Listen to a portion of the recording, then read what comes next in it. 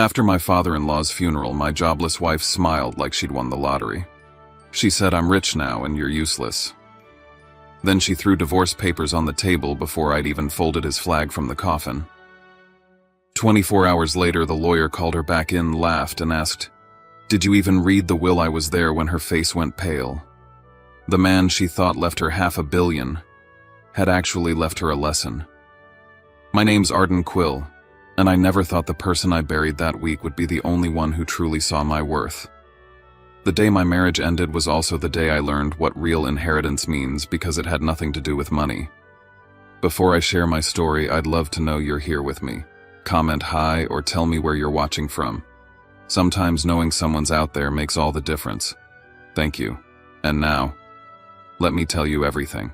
And if this story reaches your heart even a little, hit subscribe and join our growing circle of people who've been through betrayal, heartbreak, and still found a way back to themselves. Because stories like ours deserve to be heard. The air in Tasuk that morning was sharp and dry, the kind that clings to your throat and makes every breath taste like dust and pine. The adobe church sat against a backdrop of ochre hills, its white cross barely visible in the late sunlight. Inside, the smell of beeswax and pinon smoke blended with the faint murmur of people remembering Bo Larkin, the man everyone here swore had built half the heart of Santa Fe. I stood near the front, straightening a wreath from the Southside Community Center, the place he'd poured his life into. My name is Arden Quill, 31, software deployment manager, son-in-law to a man who believed wealth wasn't what you kept, it was what you gave. And as I watched the line of mourners file past, all I could think was how strange it felt that Bo's absence filled the room more than his presence ever had. Maris, my wife, stood in the first row like she owned the air between the pews. 33, restless, dressed in a cream dress that shimmered against the somber colors of the crowd. She hadn't shed a tear all morning. When people whispered legacy, her eyes gleamed not with grief, but calculation. Every time someone mentioned the Larkin estate, her phone lit up in her hand like a nervous tick.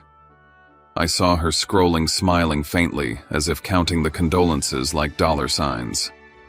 The ceremony moved with quiet dignity. Cecily Romero, Bo's attorney, sat 2 rows back, hands clasped around a worn notebook. I caught her glance, once steady, knowing. When the choir sang, "Nearer, my God, to thee," Maris leaned close to me and whispered, "You know Dad had $500 million tied up. Once the paperwork clears, I'm done scraping by." I blinked. $500 million, I repeated quietly. She smiled, eyes still on the altar. "You heard me. We'll finally live like people who deserve to." Her tone made it sound less like hope and more like entitlement. After the service, I helped the volunteers from Southside carry folding chairs and stack hymn books. They thanked me, told me how Bo's donations kept their programs alive, how he'd funded ramps for the disabled, plumbing for an elder's home, scholarships for local kids. I kept hearing the same phrase. He didn't just build houses, he built people. Maris, meanwhile, was near the parking lot, laughing into her phone under the winter sun, the white of her dress almost blinding. As the last guests left, Cecily approached, her coat collar pulled up against the wind. "Arden," she said softly, extending her hand. "He left something for you." I frowned. "For me, Wednesday," she said. "Canyon Road. He wanted you there before anyone else." "What did he say?" I asked. Cecily smiled the way someone does when they're holding a secret that isn't theirs to tell. "He said you're the only one who looked at his notes and saw what they really meant." That night, as I loaded the leftover flowers into my truck, I thought about those words. About Bo's small, tidy handwriting in his ledger, how he'd written, "Spend only where it makes someone's day lighter." He was a man who measured value in impact, not size. And yet his own daughter stood on that very principal's grave, waiting for a number to save her. I didn't know it then, but that morning's chill wasn't from the weather. It was from the first crack in a marriage built on 2 different definitions of worth. Cecily's words echoed on the drive home, "Canyon Road. He left something for you." I looked in the rearview mirror, saw the string of red chili ristras hanging from the church's adobe wall, swaying in the wind. Bo once told me they were a reminder: season your life, but never overdo it. Too much spice ruins the stew. I just didn't know that soon the woman beside me would be the one burning it from within. By the time I turned into the dim streets of Santa Fe, the question had rooted deep in my chest. What exactly was that 500 million fortune, or a warning? The night after the funeral, our small apartment near the rail yard felt colder than usual. The space heater buzzed under the table as I went through our bills, credit card statements, rent, utilities, all stacked like silent accusations. My laptop screen glowed against the kitchen's pale walls, numbers bleeding red across our budget sheet. Every month ended the same way, my paycheck gone, our savings smaller. I had been working 2 contracts days at the firm, nights coding freelance while Maris stayed home. She said job hunting was pointless until life changes. The door clicked open just before 10. Maris walked in smelling like expensive perfume and bar smoke. She dropped her purse on the counter and kicked off her heels, not even glancing at the table full of bills. "Rough night?" I asked. She yawned. "Just catching up with people who matter now that Dad's gone." I said nothing. The coffee maker hissed in the corner, counting seconds louder than either of us. When I showed her the spreadsheet, she barely looked. "We're down again," I said.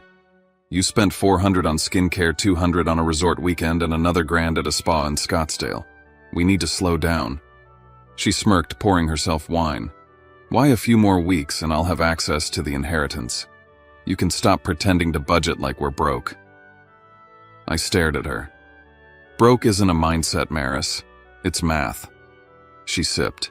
"You sound just like him." "Bo, yeah. Always about purpose, charity, restraint. He never lived." Her eyes hardened. "I will." Her words hit like ice water. "He spent his life helping people breathe easier," I said. "That's what money should do." She laughed, short, brittle. "Then I'll help myself breathe first with 500 million. Later, when she went to shower, I noticed the notifications on her phone screen, transfers, withdrawals. Curiosity turned into dread. I opened the laptop again, cross-checked our joint account. The numbers didn't add up. Thousands missing moved in small sums to a digital wallet under her name. Transactions spread across 3 months, the same months Bo had been hospitalized. My throat tightened.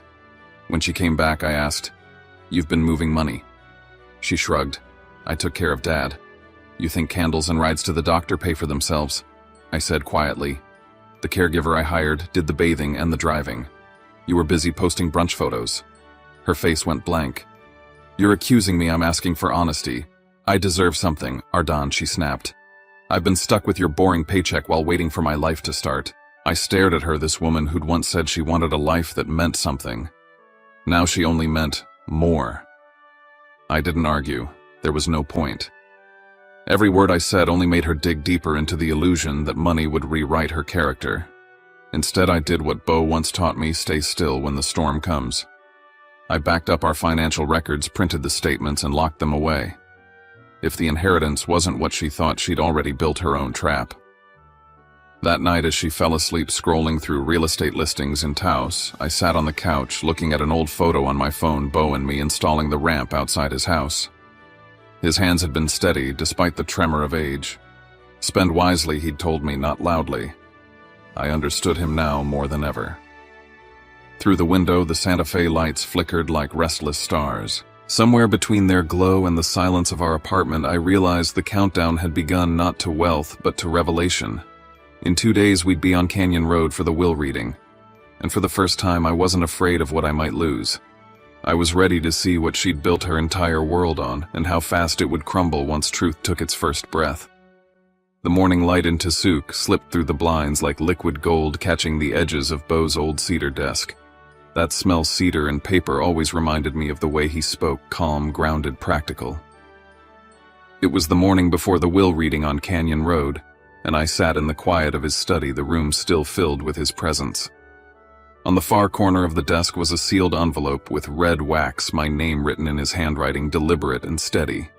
I had seen it before, months ago, when he'd first asked me to help organize his project files. I hadn't dared open it then. Now I knew I had to. I ran my fingers across the grain of the cedar drawer and opened it. Inside were documents, loan agreements, community project reports, and one thick folder labeled Southside Community Center Recovery Plan. Bo had always been proud of that project. He once told me, If I can give people a place to learn and work, it's better than leaving them checks they'll waste. The folder contained the financial guts of that dream, a signed pledge stating $500,000 pledged as collateral to restructure community liabilities. Not inheritance, not cash. It was collateral, a promise against a debt. The room seemed to tilt for a moment as I pieced it together. The entire city believed Bo had $500 million sitting idle in a vault. Even Maris. But the truth was different. Months before his death, supply chain failures and rising interest rates had nearly sunk his community initiative. He had mortgaged everything he owned to keep his workers employed, to keep those community buildings from collapsing mid-project. The bank had given him a grace period, 2 years, to restore the balance before foreclosure. In the corner of one document, I found a handwritten note. If I don't get to explain this myself, make sure someone does, and only when the moment is right. That's what he meant when he told Cecily to contact me separately. He'd never trusted Maris to handle nuance. To her, everything came in 2 colors, win or lose. I could still hear his voice from that afternoon months ago. He had been sitting right there, a mug of black coffee in hand, eyes tired but alive. I didn't tell Maris, he said, because she'd turned my funeral into a gold rush. She won't understand collateral or grace periods, just numbers. You do. You see purpose where others see totals. He paused, looked at me the way a mentor looks at a student he wishes were family. So when it's time, let the truth speak for itself. I closed my eyes and remembered nodding silently that day. He'd smiled faintly and added, every inheritance carries a test. Some people inherit the money. Some inherit the meaning. Now back in the stillness of his study, I unfolded one last page, a typed addendum marked, for executor reference. It was a clause Maris didn't know existed. Any personal allowance granted to a direct heir would be paid monthly, contingent on proof of employment or active training for at least 20 hours a week. Without it, no payment, no exceptions. Even the small stipend Bo set aside for Maris came with responsibility. And that massive $500 million that wasn't for anyone to spend, it was already working, already pledged to others. It wasn't a fortune to inherit. It was a debt he'd embraced for the sake of people who'd never know his name. For a moment, I wondered if I should warn her. Maybe spare her the public humiliation that was bound to come. But then Bo's note came back to me. Only when the moment is right. If I told her now, she'd twist it, claim I was manipulating the will. She'd learn nothing. So I locked the papers back inside the cedar drawer, sealing the truth behind a layer of polished wood and quiet resolve. Outside, the wind carried the dry rustle of chile ristras swaying on the porch. Somewhere a bell rang in the distance. The countdown had begun. By the next morning, the legal storm would start, and the man she thought I was the useless husband would be the only one who knew what she was walking into. That night, the house in Tasuk felt more like a museum than a home. The guests had long gone, the scent of flowers turning bitter in the still air. The lamps cast a honey glow across the floor, soft but lonely. I was gathering the framed photos of Bo from the mantel, him at the groundbreaking of Southside, cutting the ribbon with children crowding around, when the door opened. Maris stepped in her heels, clicking against the tile, her perfume thick and confident. She'd changed out of her black dress into something sharp and bright, almost celebratory. There was something in her eyes, relief disguised as triumph. Without a word, she placed a stack of papers on the table between us. I didn't need to look to know what they were. "Sign it," she said flatly. "You're not part of this anymore. I don't need a man with a paycheck when I'm about to have $500 million. The words didn't sting the way she wanted them to. I just looked at her, really looked at the woman who'd once promised me partnership, now talking like a stranger.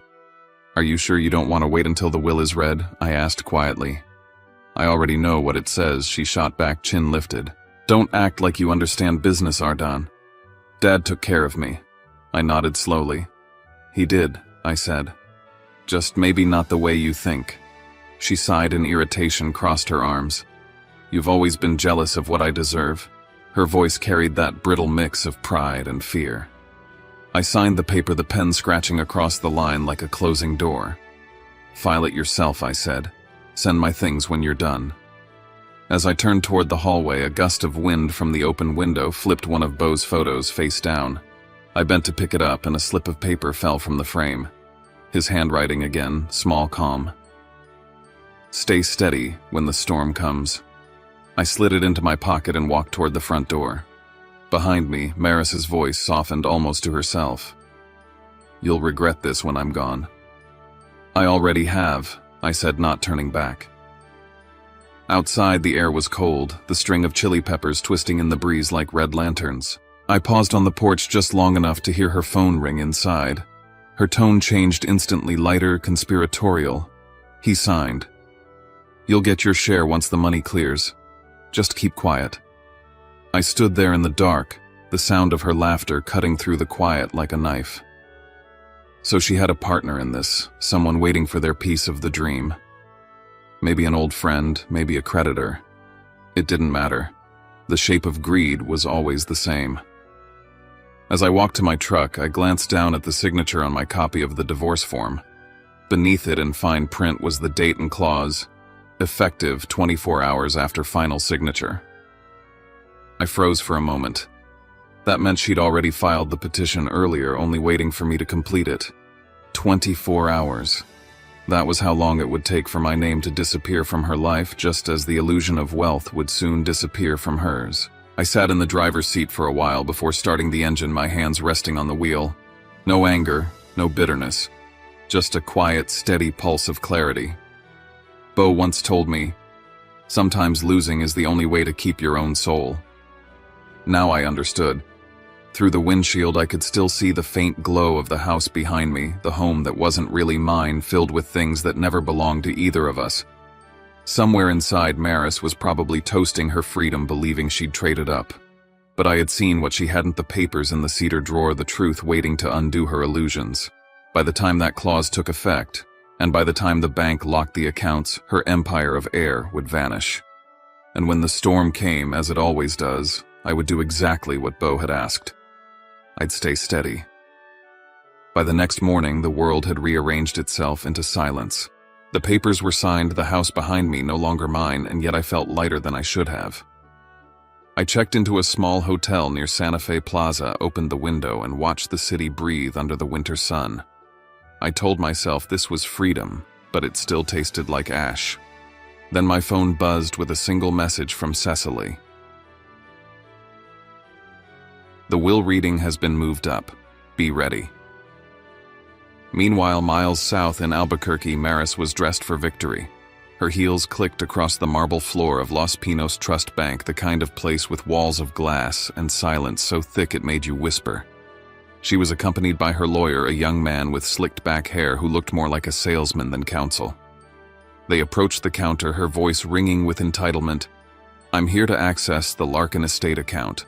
My father passed last week and I'm the sole heir.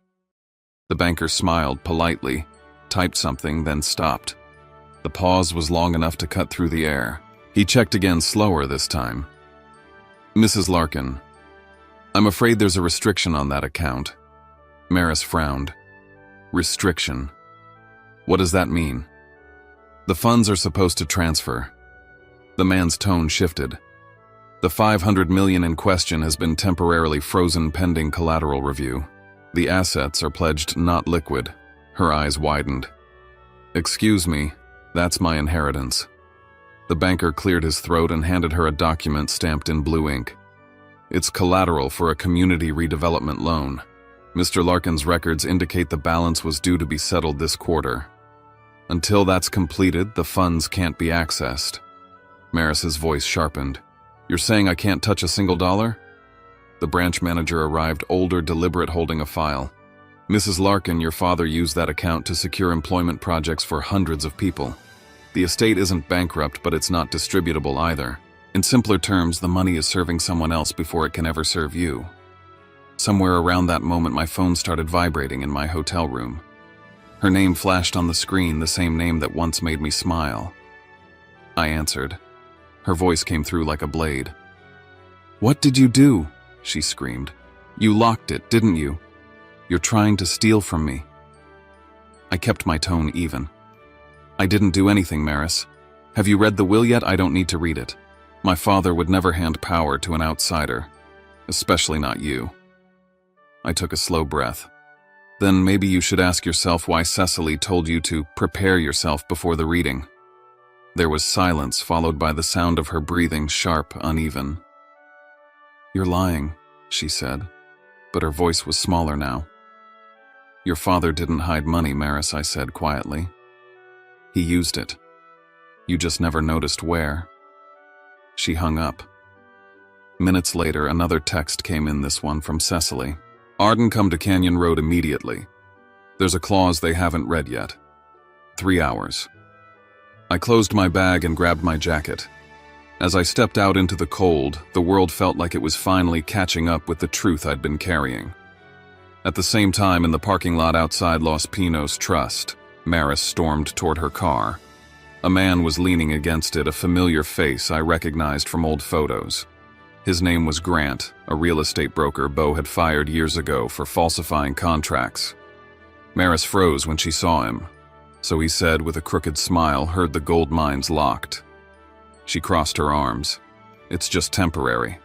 He laughed low and mean. "You said you'd have the funds by now. I put in $100,000 to prep that Taos deal you wanted. If I don't get it back this week, I'm filing fraud." She blinked fast, her confidence cracking. "It's coming. I just need a few days." "Days you don't have," he said, stepping closer. "You played the wrong hand, sweetheart. That money was never yours." When he drove off, she stood there, trembling, clutching her phone. For the first time, she looked less like a woman waiting for wealth and more like someone realizing she'd been the last to understand the rules. Back on the highway to Santa Fe, I felt my phone buzz again. Cecily had sent me a photo, a handwritten page from Bo's will. "If any heir refuses to face the truth, the bank has the right to suspend all assets until the accompanying condition is fulfilled." The condition was attached in a second image, the clause I had found in the cedar drawer. Employment or training 20 hours per week or forfeiture. Bo had predicted everything: the entitlement, the blindness, the crash. He hadn't written a will for a daughter. He'd written a mirror for her to finally see herself. As the mountains appeared on the horizon, the sky began to glow with the color of iron turning to fire. I thought about calling her, giving her a warning. But then I remembered Bo's words. Truth needs the right setting to be heard. By the time I reached Canyon Road, the wind had picked up, carrying dust and cold light through the art district. The next few hours would decide everything. And somewhere in Albuquerque, Maris Larkin was beginning to understand what it meant to inherit a dream she had never believed in. Cecily Romero's office sat tucked between two adobe galleries on Canyon Road, its walls lined with paintings of open skies and broken mesas. When I arrived that afternoon, the sun was low enough to paint everything gold. Inside, the air was tight, the kind of silence that hums before something breaks. Cecily greeted me with her usual composure, though I could see the fatigue behind her eyes. "She's already here," she said quietly. Maris sat at the far end of the long wooden table, her lawyer beside her phone, face down, knuckles white. She didn't look up when I walked in. The representative from Los Pinos Trust, Mr. Fields, adjusted his tie and opened a briefcase full of documents. Cecily cleared her throat. "Let's begin." The reading started with the standard language, formal, impersonal. Then came the division of assets, personal property, charitable allocations, and finally the estate fund. Maris's impatience bled through every breath. "Can we skip to the part where it says my name?" she snapped. Cecily glanced up. "We'll get there, but you may want context first." "I don't need context," Maris said. "I just need the number." Cecily's eyes softened with something like pity. "Very well. Under Section 3 Estate Financial Holdings, the document states, the $500 million held under Larkin Trust are pledged as collateral for ongoing community development obligations." She looked at Maris directly. "Do you know what collateral means?" Maris blinked, confused. "You're saying I can't access it?" "I'm saying it isn't money sitting in a vault," Cecily replied. "It's what your father used to keep hundreds of workers employed when the markets collapsed. He didn't hoard wealth. He recycled it." Maris shook her head. "That's impossible." "He told me I'd be taken care of." "He did," Cecily said gently. "Just not in the way you think." Mr. Fields handed her a folder. Per the conditions of collateral, these funds remain under the bank's control until the obligations are fully met. There is no inheritance in the conventional sense. Maris stared at the papers like they were written in a foreign language. "This isn't real," she whispered. Cecily exhaled softly and then unexpectedly laughed.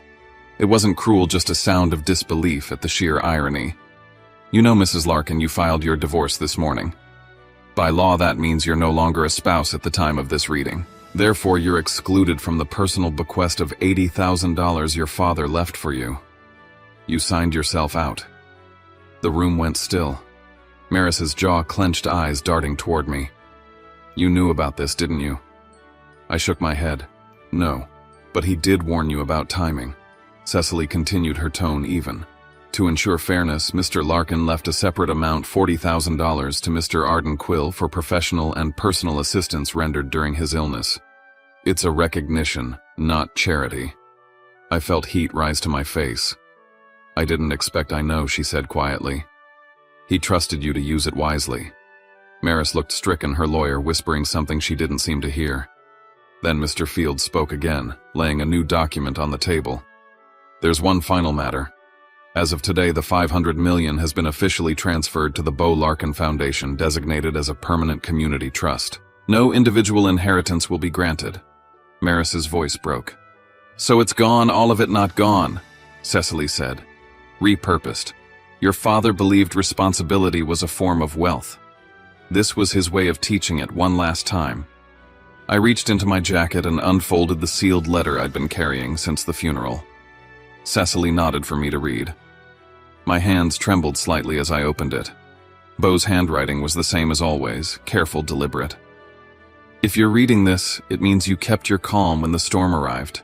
You were never meant to protect my money, Ardan. You were meant to protect its meaning. Thank you for seeing what others couldn't." I stopped. The silence in the room stretched heavy but strangely peaceful. Maris's eyes shimmered, her expression cracking as the truth settled in. For the first time, I didn't see arrogance in her just loss. Not the loss of money, but of the father she'd never truly known. Cecily closed the folder, her voice softening. "It's over." Maris stood abruptly, gathering her purse, but before she left, she looked at me. "He trusted you more than me," she said. I met her gaze. "He didn't trust either of us with money. He trusted us with choices." She didn't reply. She just turned and walked out into the golden light flooding Canyon Road. Cecily packed up the papers, glancing at me. "She'll come back," she said quietly. "When the illusions fall away, people usually look for the one person who told them the truth." I stepped outside into the crisp afternoon, the sun glowing against the adobe walls. Down the street, a group of children laughed, chasing a paper kite that fluttered in the breeze. Somewhere between the sound of their laughter and the rustle of dry leaves, I realized Bo's plan had worked. He'd made sure his wealth stayed alive, not in accounts, but in people. And in that moment, for the first time since the funeral, I finally felt at peace. 3 days after the reading, I drove to Southside at dusk, the wind combing through the high grass like a tired hand. The lot looked smaller without Bo's voice in it. Sun-faded signage sagged on its posts, concrete walls blotched with rain scars, the bronze plaque catching a thin bar of light for those who build without taking. I set a taper at the base and lit at the flame, holding steady in the wind shadow of the wall. A handful of local kids in paint-splattered hoodies were scraping graffiti off a doorway. One girl wiped her forehead and asked if I'd known Mr. Larkin. I told her I owed him a lesson in kindness. She nodded like she understood and went back to work. I was stuffing site maps back into a banker's box for the bank when footsteps came across the gravel. Maris. The air around her looked heavier than she did. She clutched a file bag to her chest, hair pulled back, lipstick gone. "You still come here?" she asked, like it was an accusation. "This is the part that's mine," I said. "Not money. The reason I helped him." She glanced at the plaque, then down at the dust on her shoes. "The bank says I can still get $2,000 a month," she said, voice tight, "if I'm employed or in training. No one will hire me. Can you tell them I worked at your company? I took my time answering." The volunteers' rollers thudded on drywall in slow rhythm. "I'm not going to lie to fix a lie," I said. If you want the stipend, earn it. They're hiring trainees here. Ask. Her mouth trembled. She opened the file bag. Grant is threatening to sue, she said. He wants his seed money back for the Taos deal, 60 grand. He says I misrepresented. If I don't pay by the end of the month, he'll file. I felt something settle into place, the missing cash from our joint account withdrawn in quiet drips while Bo was in the hospital. You used that money, I said. It wasn't yours to spend. Nothing was ever mine, she shot back, then sank onto the raw concrete step like a string had been cut. I kept telling myself it would even out when the inheritance came. I built my life on a number that didn't exist. I opened the project binder Bo had left me and pulled a single-page letter addressed to the bank and site leadership. His language was formal but kind. If Maris falters, give her a door back in, but only if she comes to the site and works in good faith. I handed it to her. He planned for this, I said. You have a chance. But it happens here, not in a showroom. She read the letter in silence, tears slipping without drama. He knew me, she whispered. Better than I wanted him to. She looked up at me, eyes emptied of performance. You won, she said. I didn't, I answered. I just kept the one thing I couldn't sell, my name. Wind sighed through the rebar. A volunteer brought us a stack of gloves without a word and kept walking. Maris sat a long time, then nodded, small and honest. Who do I talk to? I pointed toward the site trailer. Ask for Cruz. Start where everyone else starts. As she stood, the late sun broke through a seam of cloud and threw a gold stripe across the half-built wall. For the first time since the funeral, I didn't see ruins. I saw a job list. I promised myself I'd stay until the kids didn't need promises. Later, as I taped shut the banker's box, I found one more envelope Bo had sealed for me. On the outside, he'd written, "When you're ready to start over." I tucked it into my jacket and left the flame to finish its small work. 6 months later, spring woke Santa Fe with white blooms on the cholla outside my studio. Morning light poured across the wood floor like water catching dust motes in a framed site plan of Southside now striped with check marks. Phase 1 stood open, a computer lab, a workshop, a multi-purpose room that smelled like fresh paint and cold metal. The $40,000 Bo left me had gone out in a single transfer, seed money for scholarships and machines. I'd written the memo line with a lump in my throat, Bo and Ardon Fund. That morning I opened the last envelope. His handwriting had thinned, but the voice was the same. When you're ready, use what you have to replant what I started. My money is over. Its meaning isn't. I folded it back into the sleeve and put on my jacket. At Southside, Cecily was already there with Mr. Fields reviewing the Foundation's quarterly report. He would be proud, she said, handing me a copy. The bank is recognizing this as self-sustaining. The debt's been retired by operations and matched funds. Outside the glass, a group of teens huddled over a small robot arguing about why it veered left. In the art room, a woman with her hair tied up was helping kids sketch logos on butcher paper. Maris. She looked up, caught my eye, and gave me a nod that landed like a truce.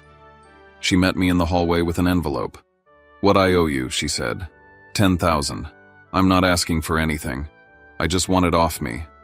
I opened it and saw the check, plus a short note in her handwriting. I found a job. It's not glamorous. It's real.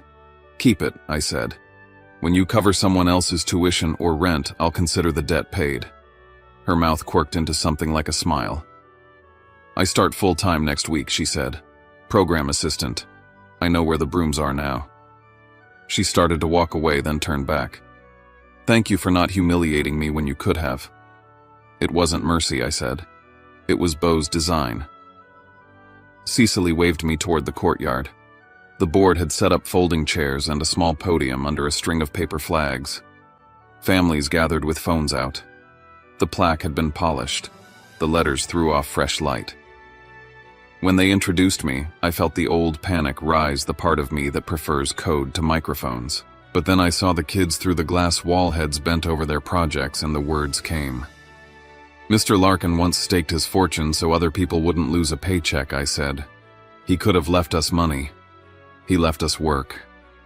I can't match what he risked, but I can match his intent. I put my small share back into this place and got something bigger in return. He traded wealth for responsibility.